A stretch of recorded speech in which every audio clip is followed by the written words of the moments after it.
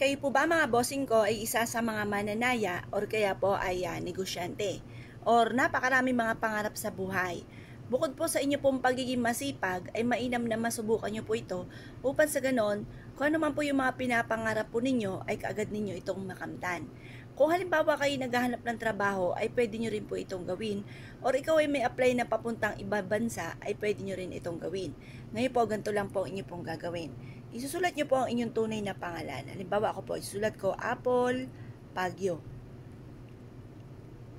Yan. At pagkatapos mga bossing ko, isulat po natin dito, halimbawa ikaw ay mananaya. Ang tinatayaan nyo ay 758, tapos yung edad po ninyo, eto po, paborito ko itong number. Tapos edad ng anak po ninyo at edad ng inyo pong isa pang anak. O, kung ilan po yung anak po ninyo. Pero syempre, pipili kayo, 6 na number lamang.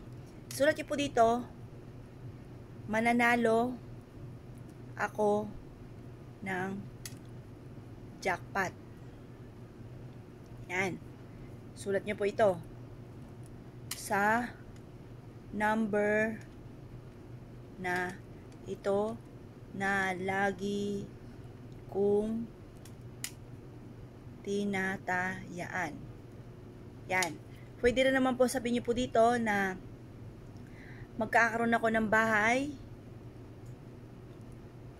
Magkakaroon ako ng bahay or ng malaking bahay. Tapos, magkakaroon ako ng negosyo. Magkakaroon ako ng negosyo na dito na ako yayaman. Ganyan. Pagkatapos mga bossing ko ay maghanda po kayo ng bigas mga bossing. Mga ilang buti lang po ng bigas mga bossing ko ang inyong ilalagay. Makapangyarihan po yan mga bossing ang ating bigas. Yan. At pagkatapos ay maghanda po kayo mga bossing ko ng barya.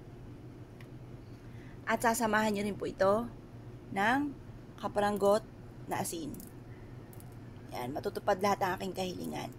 Ngayon po mga bossing, ito po ay ibilad ninyo sa sinag ng araw hanggang alas 8 ng umaga. Gawin nyo po ito nang walang kahit sino man ang nakakakita o nakakaalam.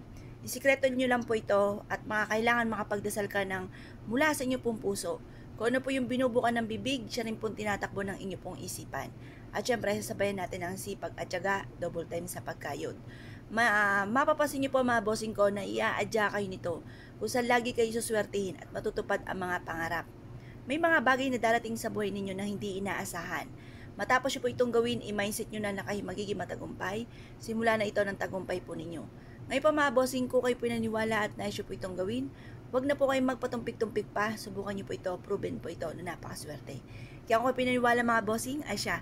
Good luck po sa inyo po lahat.